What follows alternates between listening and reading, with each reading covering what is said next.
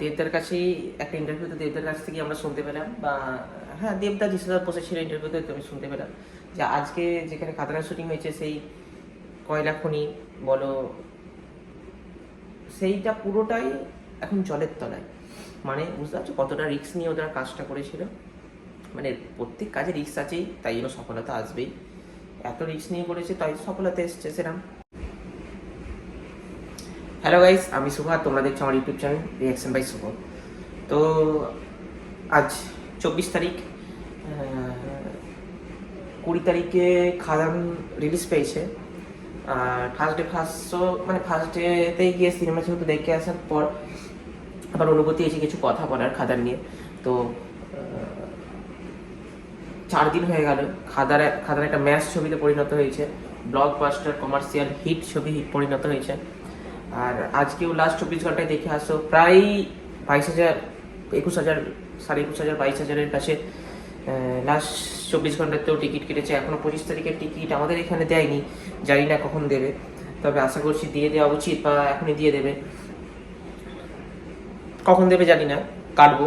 25 তারিখের কিছু টিকিট কাটতে বাকি আছে আমার, বন্ধুরা মিলে সবাই আবার যাওয়ার প্ল্যান করেছি, তো আবার যাবো দেখি। খাদান নিয়ে কিছু কথা বলার আশায়, যে আগের দিনই ভিডিওতে বলেছিলাম যে খাদান নিয়ে কিছু কথা বলবো, দেবদাকে নিয়ে কিছু কথা বলবো। এই যে 4,500 কিলোমিটার এই যে গাড়ি করে ঘোরা, তারপরে খাদান নিয়ে দেবদাবের পরিশ্রম মানে তুলে ধরা যায় না। তারপরে যিশু সেনগুপ্তের অভিনয়, যিশু সেনগুপ্ত বলেছে যে, একটা ইন্টারভিউ দেখছিলাম সেখানেই যিশু সেনগুপ্ত বলছে যে আমি এমন ছবি করব যে ছবিতে লোকে আমাকে মনে রাখবে, তাছাড়া সেরকম ছবি আমি করবো না। তো ঠিকই বলেছে, আর সেরকম কাজ করেছে যিশু সেনগুপ্ত যে কাজ করেছে লোকে মনে রাখার মতো কাজ করেছে। যেখানে ওই যে জয়গুরু বলার ধরনটা বা যিশু সেনগুপ্তকে আমরা দেখে আছি যে হিসাবে, কিন্তু যিশু সেনগুপ্ত এখানে ডিফারেন্ট, মানে কমপ্লিটলি আলাদা, পুরো আলাদা। এখানে যিশু সেনগুপ্তকে কিছু মানে আমরা মানে এমন সিনেমাটা হয়েছে যে যিশু সেনগুপ্তকে ছাড়া আমরা ওখানে অন্য কাউকে ভাবতেই পারি না হিসাবে। যিশু সেনগুপ্ত যে লেভেলে যে পর্যায়ে গিয়ে এখানে অভিনয়টা করেছে, আর দেবদার কথা বাদই দাও।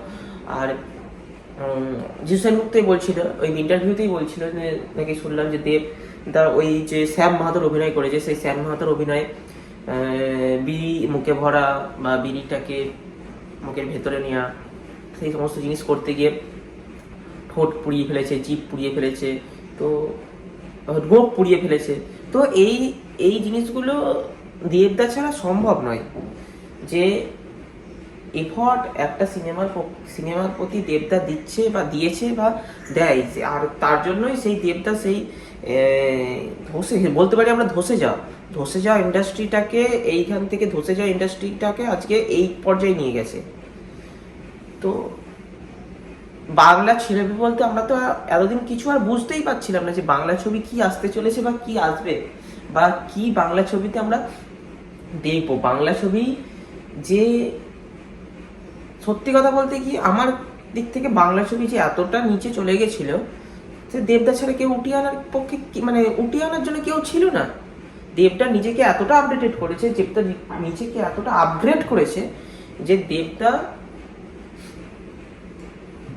আজকে খাদানের মতো ছবি রিলিজ করার পরও মানে এতটা, একটা লোকের কি হয়, এতটা ভালো ছবি রিলিজ করলে বা এতটা ভালো জিনিস দিলে লোকের এখন অনেক অনেক রকম কথা হয়, কিন্তু দেবদাকে তোমরা শুধু দেখো, মানুষটার চোখে মুখে একটু অহংকারের চিহ্ন পর্যন্ত নেই। মানে অহংকার বললে ভুল কথা বলা হবে, যে একটা কি বলে ওটাকে, যে মানুষটা আমি একটা বিশাল বড় বাজেটের ছবি করেছি বাংলায়, আমার ধারের কাছে কেউ নেই, যে আমি এই জিনিসটা করেছি আমার কাছে কেউ আসতে পারবে না, সেই রকম কোনো চোখে মুখে ছাপ বলে কিছু নেই। একটা যে কোনো মানে সাধারণ লোকের সাথেও যেমনভাবে কথা বলছে, আর সেই মানুষটাই আজকে বিখ্যাত কোনো সেলিব্রিটির সাথেও সেই একইভাবে কথা বলছে। তো মানে দেবদা বলেই এটা সম্ভব, আর তো কিছু না। আজকে আমরা পলিটিশিয়ান দেবদাকে চিনি, এখানে পলিটিশিয়ানের কোনো জিনিস আনছি না, আমি বলছি আজকে আমরা পলিটিশিয়ান দেবদাকে চিনি। পলিটিশিয়ান দেবদা যেভাবে কথা বলে, আজকে আমার তো মনে হয় না পলিটিশিয়ান দেবদাও কখনো কোনো পার্টির হয়ে কথা বলে, বা যে পার্টিতে আমার পলিটিশিয়ান দেবদা একটা কথা সেখানেও বলেছে যে রাজায় রাজায় যুদ্ধ হয় আবুল খাগড়ার প্রাণ যায়, এই কথাটাও বলেছে। মানে কি, তোমরা তোমাদের মতো থাকো, রাজায় রাজায় ঠিক যুদ্ধ হয়, রাজাদের কোনো ক্ষতি হয় না, সেই জিনিসটা সব জায়গাতেই এখানে, মানে সব জায়গাতেই।